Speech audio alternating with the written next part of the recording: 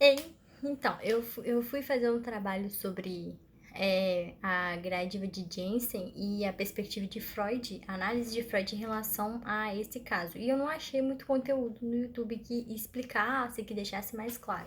Então eu resolvi eu mesma fazer, depois que eu entendi direitinho. E aí eu vim aqui para poder explicar mais para vocês. Então, para quem não sabe, a gradiva de Jensen foi um estudo que Freud fez, que foi sugerido por Jung. E o que acontece? Eu vou dar uma resumida, bem resumida, no conto em si. Então, se você quiser ter detalhes do conto, dá uma pesquisada na internet, no livro. Tem um artigo também que relata o sonho todinho. Eu só vou dar uma pincelada no sonho, porque é muito extensa a análise de Freud, senão vai ficar um vídeo muito grande. Qual é o sonho? O sonho é um cara que era arqueólogo, e aí ele não tinha interesse por mulheres, não tinha relacionamentos. Só que o que acontece? Ele vai no museu e ele encontra uma peça. Ele encontra um alto relevo, que se diz que era como se fosse uma escultura de uma mulher cujo andar dela era um. Ele se apaixonou pelo andar da mulher, que era um pé tocando o solo e o outro meio assim, ó, nesse sentido. E aí ele se apaixona por ela e dá um nome para ela e manda fazer uma cópia daquilo para ele poder ficar admirando. E ele dá um nome para ela de gradiva, que é jeito gracioso de andar, alguma coisa assim. E aí ele começa a procurar mulheres que têm o mesmo caminhado que ela, que têm o mesmo jeito de caminhar, de andar dela. E aí nisso, nessa procura louca, ele vai dormir e ele tem um sonho. O primeiro sonho de Norbert. O primeiro sonho é o seguinte: ele sonha com a destruição de Pompeia. Ele sonha que a Gradiva, essa mulher da escultura, era uma mulher que vivia em Pompeia e que quando ela vivia, Pompeia foi destruída por um vulcão e quando as chamas estavam vindo, ela estava se ajoelhando no templo de Apolo e nesse momento as chamas vêm e transforma ela, mulher de carne, em mármore. Só que ele no sonho, ele não sente nada, ele tá lá, mas ele não tá sofrendo o vulcão e tal. Só que ele tenta avisar ela, só que ela não dá ideia o que ele fala, ele grita ela, mas ela não dá ideia. Aí ele acorda angustiado, nervoso com esse sonho. E aí ele decide ir pra Itália. Ele decide ir pra Itália para poder achar mais explicações sobre isso. E aí, ele, na viagem pra Itália, ele encontra muitos casais, ele não gosta de casais, ele tem uma certa repulsa por casais. Ele, inclusive, diz que dentre todas as maiores loucuras humanas, o primeiro lugar cabe sempre ao casamento. E aí, ele vai pra Itália. E na Itália, ele tem um segundo sonho. O segundo sonho dele é um sonho que ele tava lá na Pompeia e ele vê duas pessoas e tal. E em um veículo lá que ele não se lembra, que ele não conhece bem, e ele vê toda a cidade em ruínas, basicamente, resumindo bem o sonho.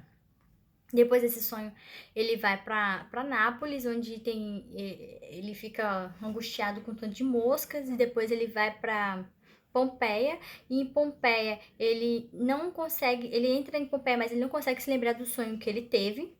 E aí, quando ele tá em Pompeia, ele vê a Gradiva, que é aquela figura, aquela escultura se materializando, e quando ele vê ela, ele se lembra do sonho.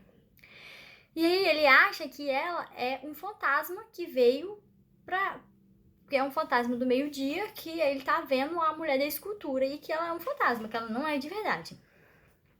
E aí ele continua observando ela e vai atrás dela. E aí, em toda a história, ela começa a conversar com ele, começa a falar que se chama Zoe. E ele pergunta por que seu nome é Zoe? Zoe significa vida e você tá morta. E ela começa a entrar na dele, começa a falar que ela realmente tem que se acostumar, já se habituou a estar morta.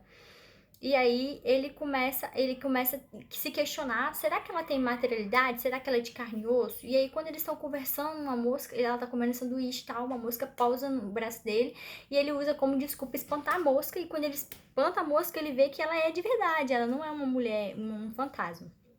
E aí, o que acontece? Ele tem um terceiro sonho antes disso, que é o sonho que ele vê Gradiva pegando um largato, e aí ela fala uma coisa pra ele, e ela tá tentando caçar um largato, mas esse largato, um pássaro vem, bica e come ele e leva pra longe. Enfim, um sonho que ele acha absurdo. E, enfim, no decorrer da história, resumindo tudo, a Gradiva vira pra ele e fala: não, na verdade, eu não sou um fantasma, eu te conheço. eu te conheço e você me contraria sem ter feito essa viagem toda. Eu moro perto da sua casa. A gente teve um amor de infância, a gente era apaixonado, blá blá blá. E explica toda a história pra ele. E aí ele se apaixona por ela no final e os dois começam um relacionamento. Beleza. Agora, e aí? Qual é a análise de Freud em relação a isso? Primeiramente, a gente precisa entender que esse conto, Freud quis trabalhar ele porque ele foi o pontapé pra, tipo assim, pegar todas as teorias que ele tinha discorrido, todas as coisas que ele tinha elaborado e botar ali toda a teoria exemplificada de uma forma que as pessoas pudessem entender. Então, o que acontece? Primeiramente, a gente precisa entender o conceito de sonhos. O sonho, segundo a ciência, vai ser simplesmente um evento fisiológico desprovido de sentido. Então, o que você sonha não tem nenhuma conexão com o que você é, com o que você sente, não tem nada a ver para a ciência.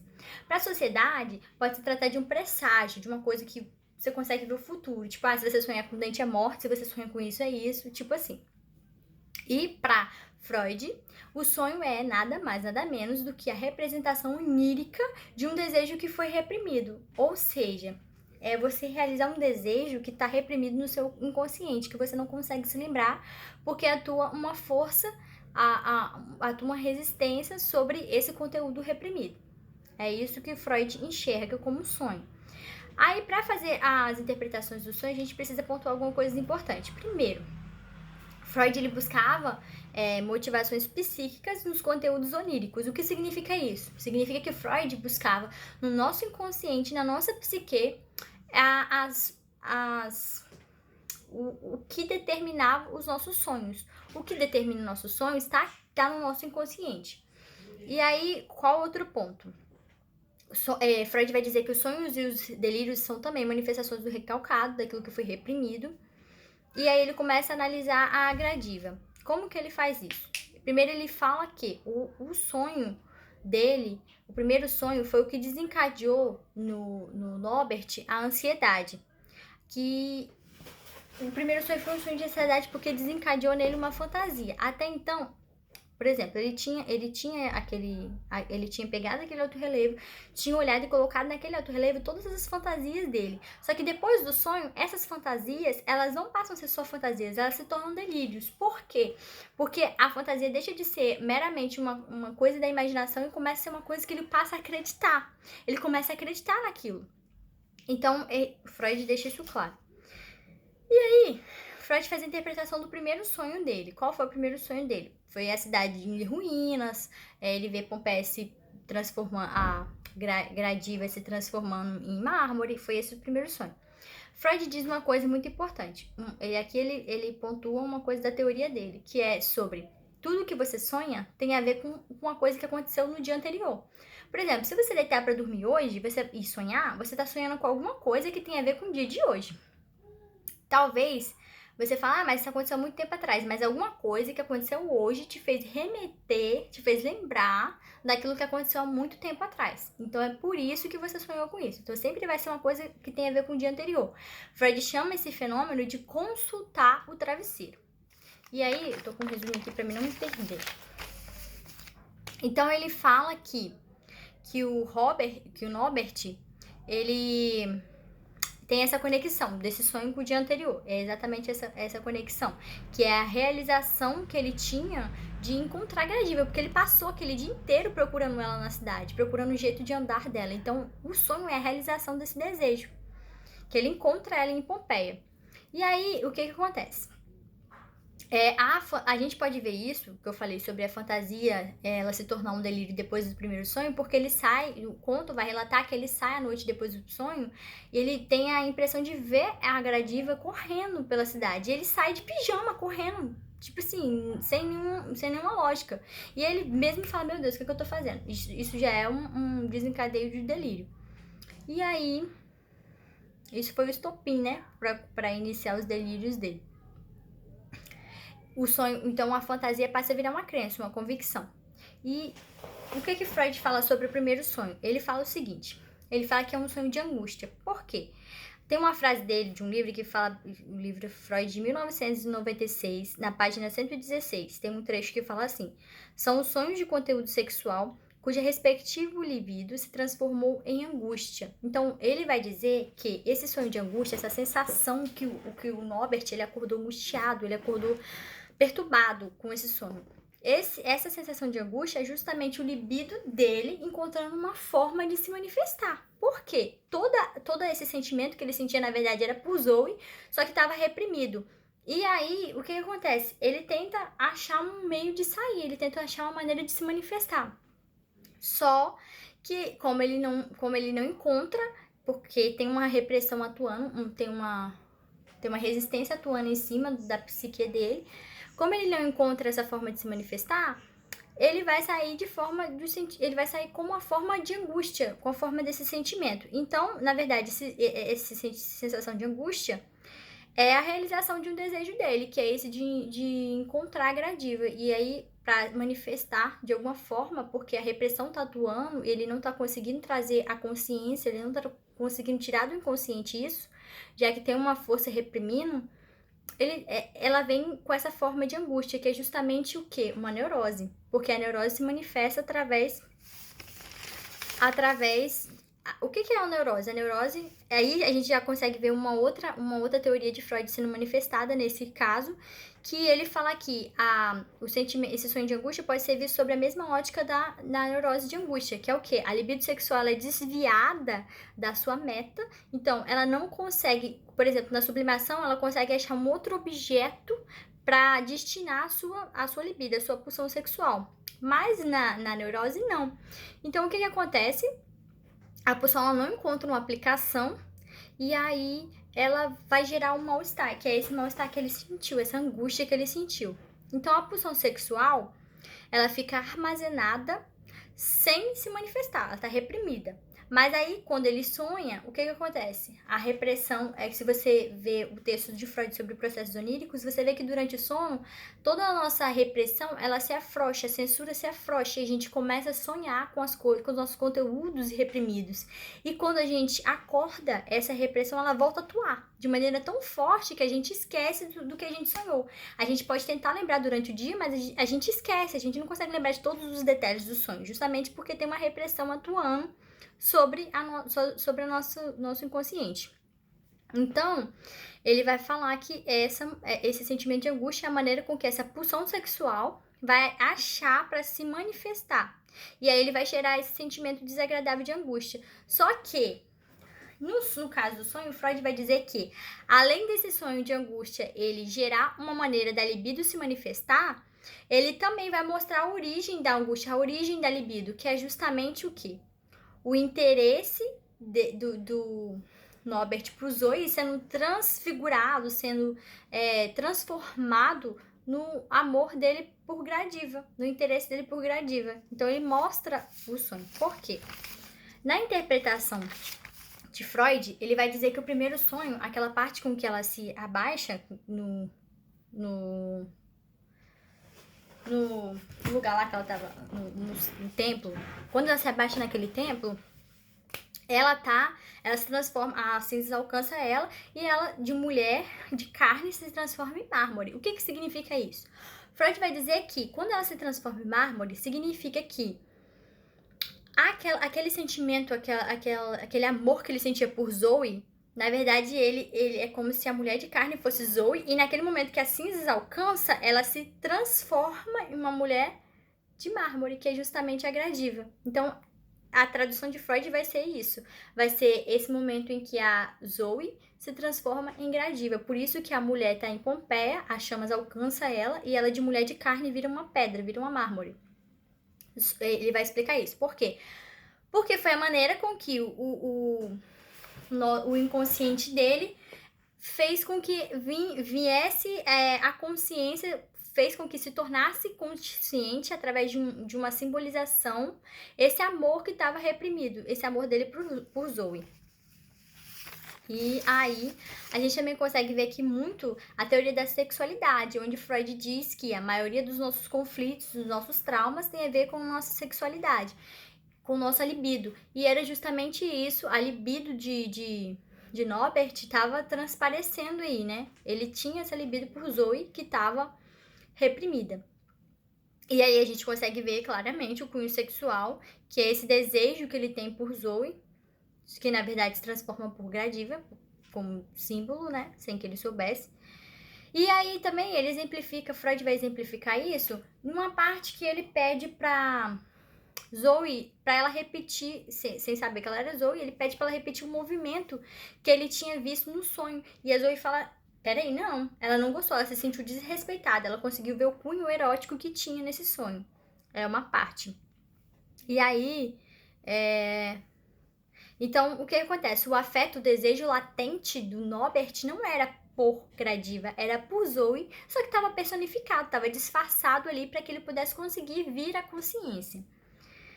Então tá, o segundo sonho dele era um sonho que ele achou meio vago, porque ele esqueceu desse sonho, que é o sonho que ele estava, se você ver o livro direitinho, é mais ou menos isso, ele estava nas ruínas de Pompeia e tinha duas pessoas num veículo que ele não conseguiu identificar bem qual era. Enfim, o Freud vai dizer que ele esquece esse sonho justamente pelo aquele contexto dos processos oníricos, que a repressão está atuando de forma, a censura, ela está atuando de forma mais frouxa durante o sono. Só que quando a gente acorda, essa repressão, essa censura, ela atua de forma mais forte. Por isso que ele esquece aquilo que ele sonhou. Então ele sabia que ele tinha sonhado com as ruínas e tal, só que ele não consegue lembrar. Ele começa a esquecer. Ele, nossa, eu não consigo me lembrar do que eu sonhei. E aí o que acontece com isso? Freud tem outro ponto massa da teoria de Freud que ele vai dizer o seguinte, que a parte mais importante do seu sonho é aquela que você consegue resgatar do esquecimento. E aí ele mostra isso exatamente quando ele tá em Pompeia, que ele encontra com a Gradiva, com a Zoe, que era a Gradiva dele, e ele começa, na partir do momento que ele encontra com ela, ele começa a lembrar do sonho dele. E aí isso mostra que, na verdade, quando ele encontra com ela, ele estava realizando o desejo expresso no inconsciente dele, que era encontrar a Gradiva, que foi isso que levou ele até Pompeia.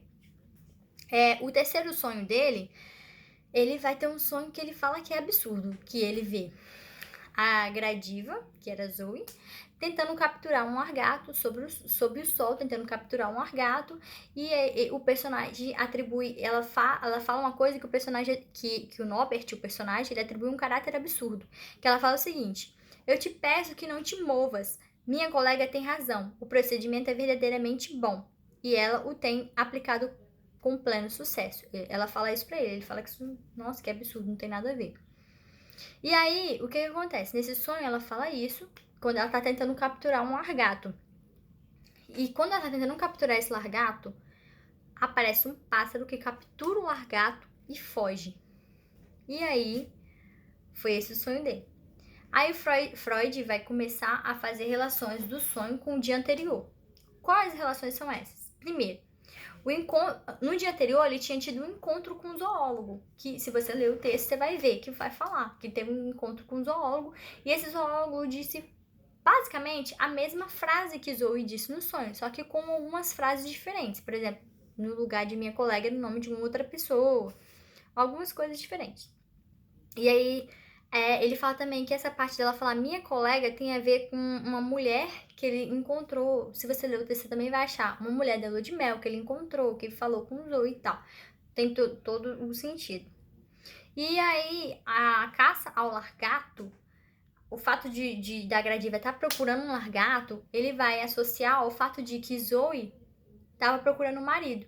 E que ela dizia assim, não, eu consigo procurar um marido, eu vou achar e tal. Então ele associa essa caça ao largato à procura de um marido. O largato, ele associa com Zoe. Por quê? Teve uma parte, quando ele tá se encontrando com Zoe, que Zoe entra por uma fenda e ele começa a imaginar que ela atravessou a parede. Ele já tá delirando aí. E aí, nesse momento, ele faz essa associação, que Zoe tem a ver com largato. E o lugar ao sol se remete ao hotel que ela tava, que o hotel era alguma coisa do tipo Albergue del Sole. Não sei falar em espanhol, sei lá o que é isso, mas é tipo isso. E aí, Freud vai dizer que os sonhos absurdos são os pensamentos inconscientes que querem vir à consciência. E aí, e é exatamente isso, todo esse dilema de Gradiva, esse desejo inconsciente dele, estava tentando vir à consciência, e por isso que era um sonho tão absurdo. Então tá, aí outra coisa que ele vai dizer, ele vai relatar muito sobre a insegurança de Norbert, porque Norbert, ele começa a querer que a Gradiva seja um espírito pra ela ser só dele, porque ele já tá apaixonado, perdidamente apaixonado. E aí Freud vai começar a pontuar sobre delírios. E eu vou fazer algumas pontuações sobre delírio antes de associar ao texto. Delírio, primeiramente, eles não produzem efeitos sobre o nosso corpo, ou seja, eles não são psicossomáticos, por exemplo, como as neuroses nos dão angústia, nos dão sensações no nosso corpo. Os delírios não, eles só são mentais, eles se manifestam por indicações mentais. Só que aí, tipo assim, você que decide o que você vai fazer. No caso de Norbert, ele teve esses delírios e ele seguiu, isso governou as ações dele, tanto que ele foi para Pompeia, atrás dela. Mas não é algo que te obriga. Por exemplo, ele tem o delírio, mas o delírio não obriga ele a ir até Pompeia. Ele vai porque ele quer, entendeu? Então, os delírios não são psicossomáticos, eles não influenciam no seu corpo. E aí, outra coisa importante é que os delírios são caracterizados de fantasias que ganham primazia e se transformam em uma crença e passam a influenciar suas ações. Como assim? Até o momento, no caso de Norbert, era apenas uma fantasia. Ele encontrou a escultura, se apaixonou e tal. Ele começou a criar uma fantasia naquela escultura. Só que quando ele tem o primeiro sonho, essa escultura, ela não passa a ser mais uma fantasia inocente. Ela começa a ser uma coisa que ele acredita. Ele começa a acreditar que aquela mulher existe, que ela vivia em Pompeia, que ela era de tal família, que ela era assim, assim, assada. Ele começa a acreditar nisso. Ele acredita tanto que ele vai atrás. Ele vai em Pompeia atrás dela. Vai na Itália, vai na Roma, depois vai em Pompeia. Então, ele passa de uma fantasia inocente e começa a ser uma crença, algo que ele realmente acredita. E aí, esses delírios que ele tem, essas imaginações fortes, começam a nutrir as fantasias dele por Gradiva, desculpa. Aí, essa vontade dele encontrar a Gradiva, esse processo todo, tudo isso é gerado, ocasionado pelo processo delirante. Ele começa a delirar, começa a imaginar que ela vivia lá, que ela fazia isso, que ele começa a imaginar essas coisas, e isso faz com que ele vá atrás dela. Aí o fato dele não se interessar por mulheres vivas, porque até o momento, antes de encontrar a escultura, ele era uma pessoa que era dedicada totalmente à ciência, então ele não queria saber de relacionamento, ele não se interessava por mulheres, por relacionamentos e etc. Então esse fato foi uma pré-condição básica para que ele pegasse aquela escultura e passasse para ela toda a sua fantasia. E para que ele delirasse mais tarde com isso, né? Porque ele começou a imaginar várias coisas. Então ele vai transferir ele vai fazer isso, ele vai transferir pra escultura, pro alto relevo, todas as fantasias, todos os afetos que ele sentia por Zoe. Só que ele não sabia, porque estava recalcado, porque estava reprimido. Ele transfere pro baixo relevo, ele transfere para aquela escultura tudo aquilo que ele sentia pela Zoe, só que ele não conseguia saber porque estava reprimido, estava agindo a força da resistência sobre aqueles conteúdos. Então ele não conseguia se lembrar. E aí vai vir uma parte muito importante da teoria de Freud, que é que as lembranças infantis, elas são revestidas de libido, que é justamente isso. Ele tinha, pelo fato da história deles serem novos ainda e de ser um amor que estava no passado e que foi reprimido, provavelmente foi um amor de infância. Então nos mostra o quê? Nos mostra que as lembranças infantis são revestidas de libido e que elas são reprimidas, elas sofrem a força da resistência e vão para o nosso inconsciente, onde a gente não consegue se lembrar delas. E aí outra coisa importante sobre o delírio é que o delírio, ele é um resultado de um embate, ou seja, são duas forças disputando até que gera o delírio. E quais são essas forças? A primeira força é a pulsão erótica, é essa pulsão que está reprimida e que quer voltar à consciência, essa pulsão que quer se manifestar, essa vai ser a primeira força, essa pulsão que quer sair, que está reprimida, mas que quer achar um escape, uma válvula para sair. E qual vai ser a outra força? A outra força é a força recalcadora, ou a repressão. Essa força é a força que não vai deixar, que ela vai pegar isso aqui e não quer deixar ela sair para a consciência. Então, ela não admite a emersão do erotismo à consciência. Ela não quer que Norbert se lembre. Essa força atuando aqui. E essa força não, ele vai se lembrar. E essas duas forças, esse embate entre a pulsão erótica e a força repressora, que vai gerar o delírio, que vai desencadear com que ele comece a imaginar, com que ele comece a fazer daquilo uma crença de verdade. E aí, a gente pode ver claramente, como eu já falei, que depois o primeiro sonho desencadeou uma série de delírios nele. E aí, essa fantasia se transformou em uma crença. E aí, fica a pergunta, o que realmente motivou a viagem de Norbert? Será que foi a ciência mesmo? Porque como ele tentava se convencer? Ou será que foi essa motivação pela pulsão erótica que ele tinha? E aí, Freud também vai dizer que depois que a Gradiva aparece para ele, que a Zoe aparece e diz ser a Gradiva, ele desencadeia vários delírios também. Quais são esses delírios? Primeiro, ele começa a acreditar. Delírios é quando você acredita em coisas absurdas. Ele começa a acreditar que ela era um fantasma do meio-dia. Ele começa a acreditar que ela era um fantasma e que ela retornava dos mortos. E isso é loucura.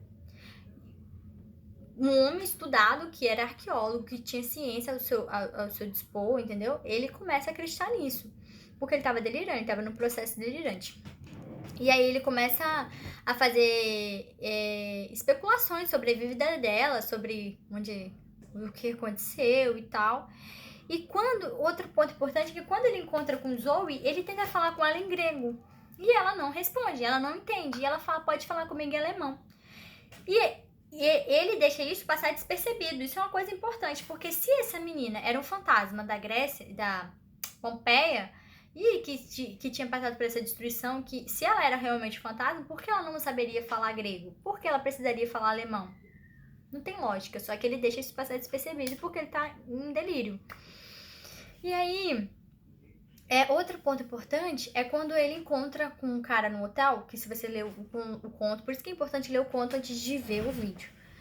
Se você ler o conto, você vê que tem uma parte que ele chega num hotel e ele fica sabendo de um amuleto, de uma história de um casal que morreu agarrado porque eles se amavam e eles morreram agarrados ao amuleto. E aí, ele começa a delirar sobre isso. Ele começa a imaginar que talvez essa mulher seja Gradiva, talvez ela já tenha um amor, talvez ela tenha uma amante. Então, quando ele encontra ela, ele começa a questionar ela, perguntar se ela tem alguém, se não sei o que. Ele começa a acreditar nisso. E aí, Freud vai dizer que ele coloca a ciência a serviço da imaginação dele. Por isso que ele deixa passar o fato dela falar alemão, por isso que ele começa a acreditar que ela é um fantasma, ele vai deixando a sua ciência de lado e vai entrando em um processo delirante. E aí, para finalizar, Freud vai dizer o seguinte, ele vai dizer que Zoe, ela ajuda Norbert a sair do processo delirante. Como? Ela entra no processo delirante dele, ela entra na situação, ela começa a dizer, eu sou um fantasma, eu poderia estar aqui há 2000 anos atrás, comendo esse sanduíche com você, ela começa a dar, só que ela joga requisitos de realidade também, só que ela entra na fantasia dele. E Freud vai dizer que é exatamente essa postura que um terapeuta deve ter quando ele vai atender uma pessoa que está num processo delirante, que é aceitar o relato delirante e não contestar, deixar ele entrar na fantasia dele, deixar que ele vá, entendeu? Dando requisitos de realidade como ela estava dando, mas sem tirar a fantasia. E aí o objetivo de Zoe, na verdade, era fazer com que Norbert ele recuperasse a razão, só que dissolvendo pilar por pilar do delírio. Ela não queria chegar e... Não, ela ia fazendo isso aos poucos, tirando aquele delírio, aquele processo delirante dele, pilar por pilar, fazendo com que ele recuperasse a razão.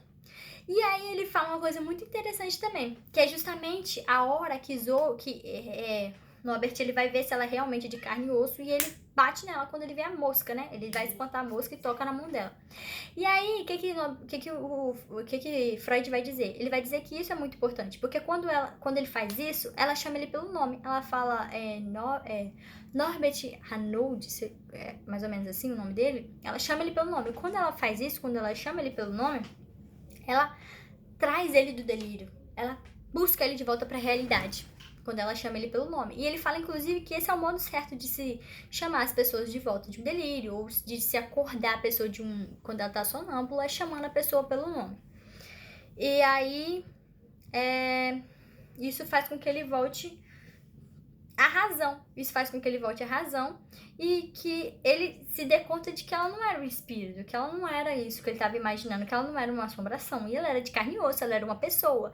E aí, no decorrer do final da história, a Zoe vai explicar pra ele que eles eram amigos, que eles tinham uma paixão de infância. E aí ele vai cair na real, ele vai falando, meu Deus, tô viajando aqui.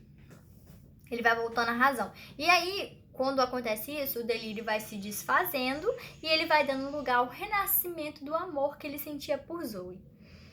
E o que é importante frisar disso? É importante frisar que os delírios ganham força após alguns sonhos. Por exemplo, nesse caso, ele ganhou força depois do sonho, ele começou realmente a acreditar naquilo. Isso passou de ser uma fantasia e começou a ser uma crença. Os delírios dos sonhos são manifestações do recalcado, são manifestações daquilo que foi reprimido. A gente encontra também a teoria da sexualidade muito forte aí, porque, segundo Freud, as experiências vivenciadas na infância são capazes de influenciar e marcar toda a vida da pessoa. E ele fala disso com muita importância, né? Ele refere-se à infância com muita importância. E aí, o que a gente pode tirar disso tudo? A gente pode ver todas as teorias dele. A teoria da neurose, que se manifesta através da angústia, né? A angústia que ele sentia quando ele acordou do sonho de Pompeia, essa coisa de ouvir ainda quando ele acorda os sonhos, essa libido transvertida que não conseguiu se manifestar e está procurando uma forma de se manifestar, é a neurose. A repressão a gente consegue ver ela atuando, né? Que ela não deixa com que ele se lembre de Zoe, ela não deixa com que ele se lembre dessas coisas. A resistência, que também é a mesma coisa, é a repressão, ela vai reprimir aquele conteúdo, ela vai reprimir o amor dele por Zoe, e a resistência não vai deixar com que esse conteúdo volte, né? Então a gente consegue ver essas duas teorias dele. A teoria da sexualidade, como eu já falei, que todos os nossos traumas têm um cunho sexual, que era justamente o objeto de desejo dele, era a Zoe, que estava Tava reprimido. E aí a gente consegue ver a teoria dos processos oníricos, que diz que quando a gente está dormindo, a nossa repressão ela dá uma afrouxada, a nossa resistência dá uma afrouxada e a gente consegue sonhar com os nossos desejos inconscientes, a gente consegue sonhar com aquilo que a gente mais quer. E quando a gente acorda, essa repressão volta a atuar com força, que foi exatamente o que aconteceu com Norbert, que ele esqueceu do sonho, mas quando ele encontrou a Zoe, que era gradiva, ele começou a relembrar do sonho. Isso é um ponto importante. E a gente pode ver também aquela questão que eu falei sobre consultar o travesseiro, que a gente sonha com aquilo que aconteceu no dia anterior. A gente pode ver também a teoria do id, ego, superego, porque em todo momento ele tinha um embate muito grande. Ele tinha o id dele que falava, vai atrás, procura a gradiva, vai pra Itália, vai pra Pompeia, vai pra não sei pra onde.